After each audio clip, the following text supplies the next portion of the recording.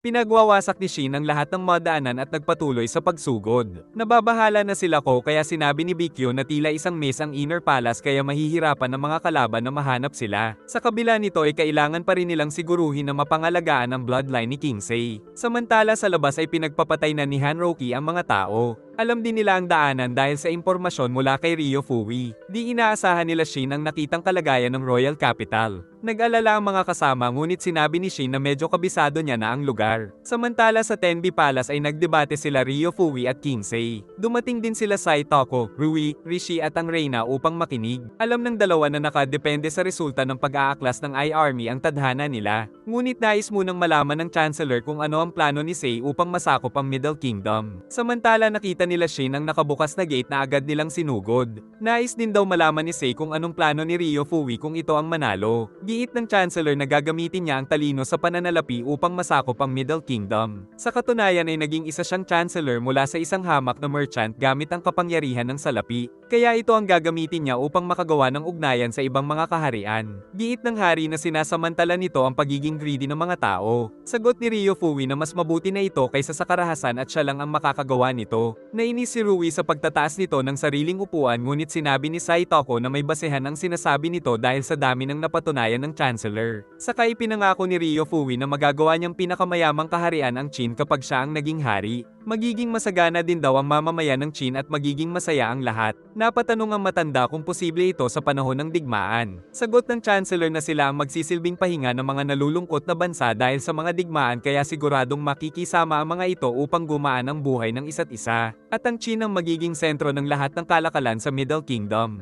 Sa paraang ito ay maiiwasan ng karahasan habang nagkakaroon sila ng kontrol sa lahat ng kaharian di tulad ng madugong paraan na naiisip ni Sei.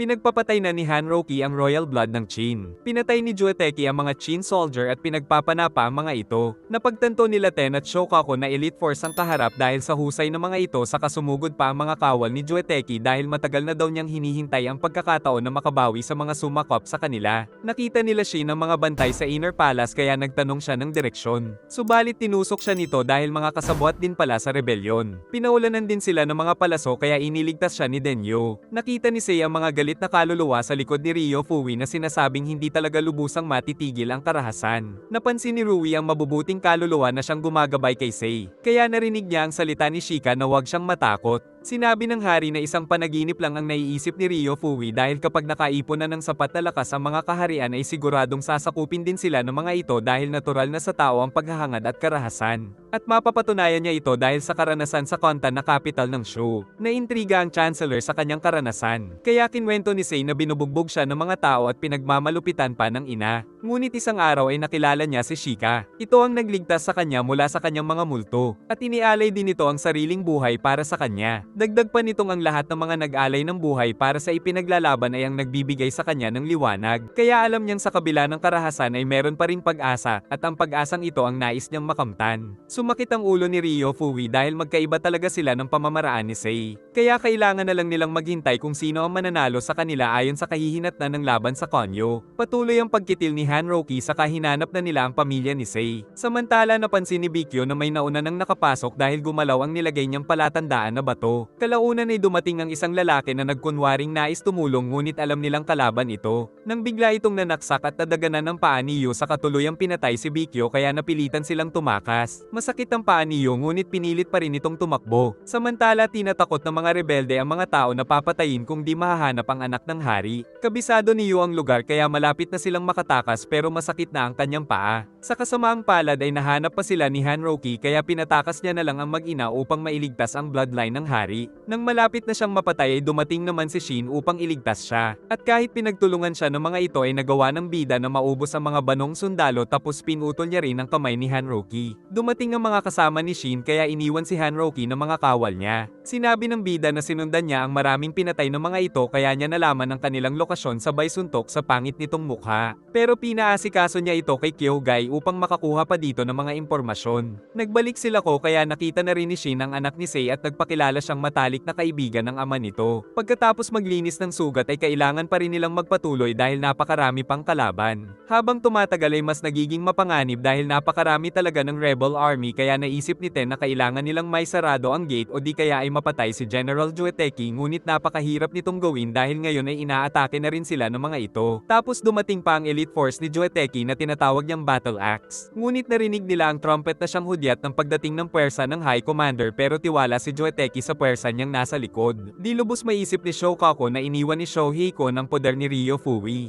Nag-alala si Shobon subalit matapang na sumugod ang High Commander at winasak ang mga kalaban dahil mas malakas pa pala ito kay Mobo. Walang makapigil sa High Commander na isa rin palang halimaw. Dahil si Shoheikon ay parang pinagsamang Mobo at Riboko. Kagad din na napatay ng reinforcement unit ang pinasugod na squad ni Joeteki. Kaya nagpadala ito ng 800 riders at naisip ni Heki na kalabanin ng mga ito, ngunit ang Black-clad cavalry na ng High Commander ang kumalaban dito. Napansin ni Moki na lightning belt formation ang gamit nila. Napansin din ito ni Ten kaya nakiusap siya kay Shokaku na gumawa ng wall sa buong paligid. Di ito maintindihan ni Shokaku ngunit nakiusap si Ten na magtiwala lang siya sa strategy na nabuo ni Master Shoheikon. Naisip nila Moki at Kaioko na ang mga naglalaban na lang sa likod ang gagawin nilang wall para sa strategy, subalit biglang nakapag-set ng wall si Ten upang makumpleto ang lightning belt strategy. Samantala patuloy sa pagsugod ang High Commander at pinalakas ang loob ng mga kasama. Nabahala ang mga kasama ni Duke Joeteki subalit alam ng Duke na wala na siyang takas kaya kailangan na lang niyang sumugod. Naisip ni Moki na magaling din si Joeteki dahil ang tanging paraan para makaligtas sa lightning belt formation ay ang salubungin ito. Ngunit natuwa pa si Shoheikon dahil mapapabilis ang kanyang trabaho.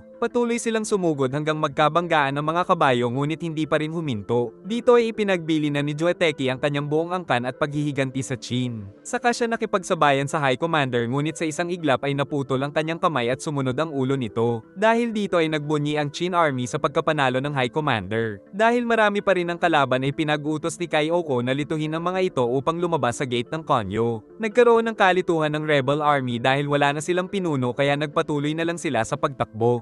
Ngunit nagpaiwan si Ruai dahil kailangan niyang matupad ang pangako sa mahal na reyna. Nasa loob pa rin sila Hanoki na nag-iisip na kung paano siya makakaligtas. Nakahinga na rin ng maluwag ang mga tao pati ang mga sundalo ng Chin. Dumating si Shin na nagtatanong tungkol sa crowning ceremony. At si Shoheikun mismo ang nagsabi na katapusan na ni Ryofui. Kaya napatanong si Shin kung ba't bumaliktad ito. Sagot ni Shohei na nakita niya kasing isang magaling na hari si Sei. Nagtanong din ng bida tungkol sa mga nakatakas na rebel army kaya sinabi ni Kaioko na nag-aabang na ang Konki army sa Konkoku Pass. Sa katuluyang napaiyak si Shobon sa tumataginting na tagumpay ng mahal na hari. Patuloy na nagbabantay sila Sei na nasayo pa rin na lumang kapital ng Chin. Nang dumating ang mensahero ni Ryofui na sinabi ang nakakagulat na balitang natalo ang mga rebelde. Dumating din ang mensahero ni Sei at sinabing nasa maayos naman ang kanilang mga pamilya. Tinanong ng reyna kung nasaan na si Ruai at sagot ng lalaki na malamang ay tumatakbo na rin ito sa kanapaluhod sa panghihinayang. Samantala aminado si Ryofui na siya ang natalo sa laban nila ni Sei.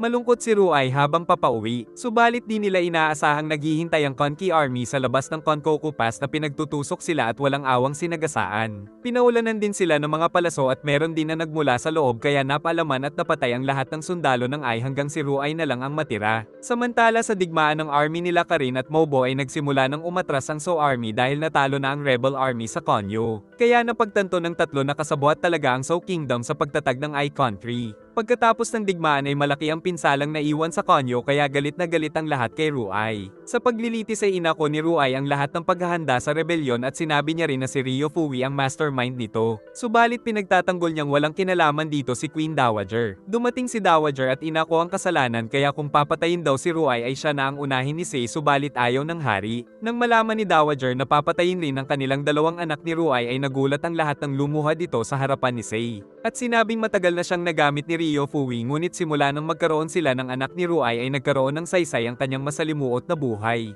Napaiyak si Ruai sa kanyang narinig dahil ginagawa ng reyna ang lahat para di patayin ang kanilang mga anak. Subalit di pa rin pumayag si King Sei kaya sumugod si Dowager. Giit ni Ko na anak din naman nito ang hari kaya bakit hindi ito nagpakaina kay Sei. Dahil dito ay maluwag nang tinanggap ni Ruai ang kinahantungan ng kanilang pag-iibigan. Kaya naman kusa na itong nagtungo sa kanyang parusa kung saan hihilahin ng mga kabayo ang kanyang katawan. Na agad ding nagsimula kaya nawasak ang katawan ng lalaking ang tunay na kasalanan lang ay nagmahal. Pinugutan na rin ng ulo si Hanroku Goki at walang magawa ang ama nitong naka-disguise. Ang 4,000 pang mga sangkot ay ipinatapo naman sa Land of Shu. Nagbiro si Saitoko kung ba't may ulo pa rin si Ryo Fui subalit marami itong mga bantay. Sinabi rin ni Ryo Fui na anak niya talaga si Sei dahil buntis na daw si Dowager nang ibinigay niya ito kay King Sojo na kanilang ikinabigla. Subalit natawa na lang ang Chancellor dahil isa lang pala itong joke. Naisip din niyang nasira na sa wakas ang tali na nagbibigki sa kanila nila Sei at Dowager kaya simula na ito ng bagong henerasyon. Napatingin si Shobon sa tore kung saan nagtungo si King Sei upang tignan ang kanyang ina na wala ng ganang mabuhay. Sinabi ni Sei na ipinatago niya ang dalawang anak nito ngunit kung may makaalam ay kakailanganin niya na talagang patayin. Gayunpaman ay nais pa rin ni Sei na magkaayos sila ng ina kapag naging maayos na ang lahat. Nagalit si Ryo Koko dahil umalis sila nang walang paalam. Ngunit si Shin ay nagpaiwan pa sa konyo upang makausap si Sei tungkol kay Ryo Fui na hindi pa rin natatapos ang paglilitis. Target daw ni Sei na makuha ang mga kasapi sa faction nito upang mapalakas ang kanilang samahan. Alam din niyang baka umabot pa ng 1 taon ang paglilitis ni Ryo Fui kaya kailangan nilang magpalakas ngunit alam ni Shin na magagawa ito ni King Sei dahil nagawa nga nitong mapalaban ng mga sibilyan ng Sai. Kaya naman alam niyang si Sei lang ang hari na makakapag-isa ng Middle Kingdom. Giit ni Sei na ayon kay Shohei-kun ay kakayanin nilang sakupin ang Middle Kingdom sa loob ng 15 years. Ngunit naisip ni Shin na masyado itong mabilis. Kaya balak daw ni Sei na ibuhos ang kanilang mga pananalapi sa pagpapalakas ng kanilang hukbo at ibabalik niya daw muli ang 6 Great Generals at inaasahan niyang makakasali dito si Shin na ginanahan sa kanyang narinig. Nakipagdigma ang buong Shin unit sa Show Army na pinamumunuan ni General Goki. At nang malaman na napapaligiran sila ng Gyokuho at Gakuka Force ay pinag-utos na umatras. Pinag-usapan nila sa base na ang pagkalaban nila sa Show ay upang mapaalis lang ang Show Army upang makapagsimula silang masakop ang Enshi Castle ng ginasyang tunay na pakay ng High Commander. Nabibigla din sila Shobon at King Sei sa malupit na strategy na ginawa ni Shohei-kun. 5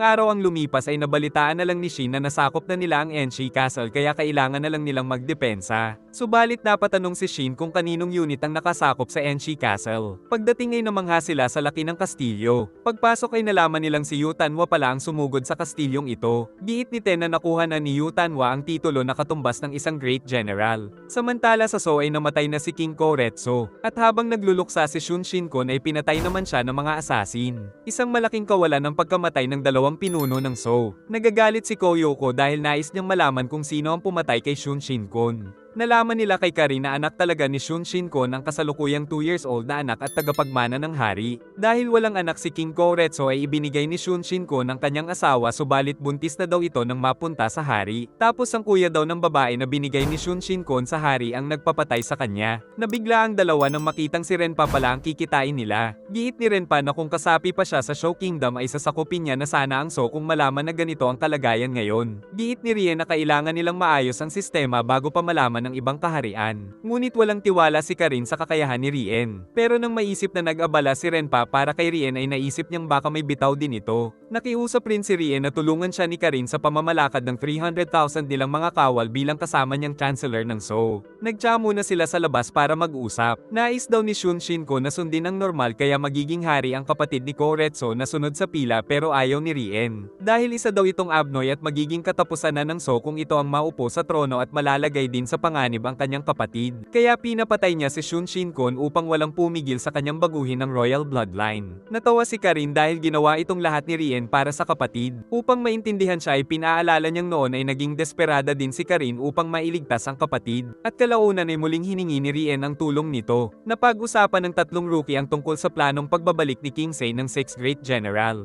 Alam nilang ang mauuna sa pwesto ay sila Mobo at To. Maaari din na maging 6 Great sila Osen at Konki. At siguradong makakasali din si Yu Tanwa dahil sa nakakatakot na puwersa nito. Kaya isa na lang ang matitirang slot kaya pinagtalunan nila kung sino sa kanila ang makakakuha nito. At kalaunan ay dumating ang bagong utos na magtungo sila sa Kokuyo.